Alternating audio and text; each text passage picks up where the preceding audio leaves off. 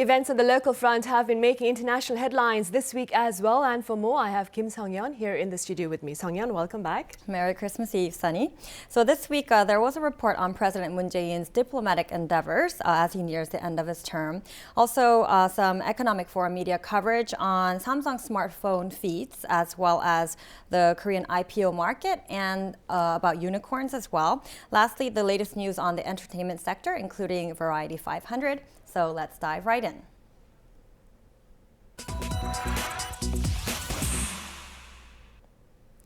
Japanese paper Nikkei has written about President Moon Jae-in's diplomatic endeavors, highlighting that he has been staging active diplomacy while he has just a few months left before his presidential term expires.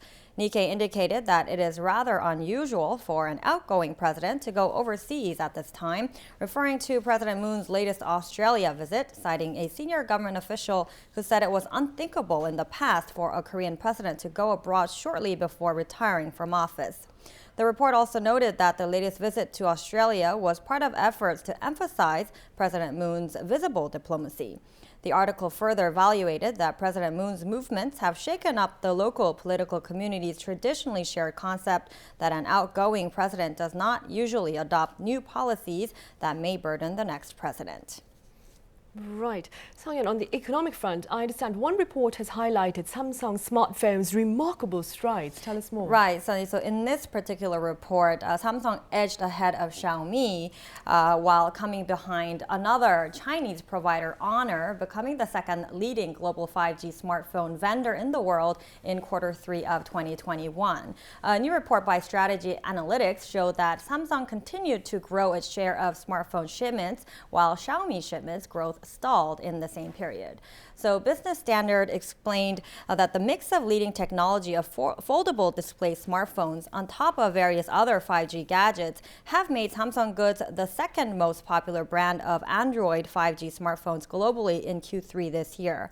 The report noted that Samsung has returned to positive territory after 3 previous quarters of showing negative shipment growth.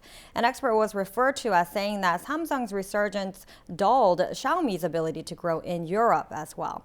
Meanwhile, another report by market researcher Counterpoint Research showed that Samsung retained the top spot in the global smartphone market in Q3, with Apple and Xiaomi trailing behind. An analyst at Counterpoint was cited as noting that Samsung needs to continue pushing ahead with technological advances in the foldable market, as well as further beef up its 5G smartphone lineup, especially in emerging markets. So on that note, Samsung has recently launched a new China operation team as Chinese homegrown smartphone manufacturers are excelling locally, and Samsung is indeed trying to transform and advance its strategy in the Chinese market. Right, and moving forward, Sung-yeon, I believe Korea's unicorn numbers are soaring? Certainly good news to hear that there are more and more unicorns here in the country, Sunny. That also means, which also means that Korean startups are attracting immense amounts of cash from private investors as well. So Reuters highlighted that the number of unicorns or startups valued at more than $1 billion has doubled over the past 3 years, triggering high hopes of more blockbuster IPOs as well. Moreover, the report went on to explain that the phenomenon has set the stage for more successful stock listings, such as e-commerce company Coupang. So Reuters further noted that just this week, Market Curly, the online grocery service run by Curly, raised 250 billion won, or nearly $210 million from Anchor Equity Partners, finalizing its investment rounds prior to an initial public offering with a valuation of 4 trillion won. An expert indicated that the general interest in Korean unicorns has taken off in 2021, gaining more global notice as well as investments. Reuters also emphasized that the pace of investment in these Korean startups is what has caught the attention of regional capital market bankers. Right. Meanwhile, within the entertainment arena, Sung-yeon, Korean names like Bong Joon-ho, Lee Soo-man, and Bang Si-hyuk have made the Variety 500. Yes, Sunny. So it's great to see these Korean names making the Variety 500, which is, of course, Variety's list of the 500 most important business leaders in the global media industry. And the latest list was unveiled on Tuesday, and reflecting the accomplishments of these 500 most influential creative figures over the past year. The 5th annual Variety 500 included Korean filmmaker Bong Joon-ho, who won an Oscar for Parasite, along with one of the movie's main producers, who is also the vice chairman of CJ Group, Mickey Lee. Founder of SM Entertainment, Lee Soo-man, as well as the mastermind behind BTS, Bang Si-hyuk, made the list. The Korean-American actor Steven Yeun, who played the leading role in Minari, was a newcomer as well.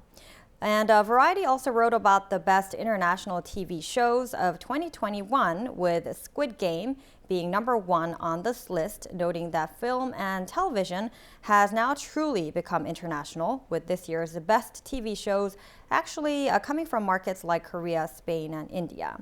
In the meantime, the New York Times wrote about this year's quote-unquote breakout stars, which included actor Lee Jung-jae, who played the protagonist Sung Gi-hoon in Squid Game. And The Hollywood Reporter also reported that Lee and Squid Game were nominated for the ACTA International Awards, Lee being nominated as Best Actor in the Series, and Squid Game as Best Drama in the International Awards for Television. The ACTA Awards will be announced on January 27th. Right. All right, Sung-yeon, as always, thank you very much for your coverage and Merry Christmas. Thank you. Merry Christmas to you.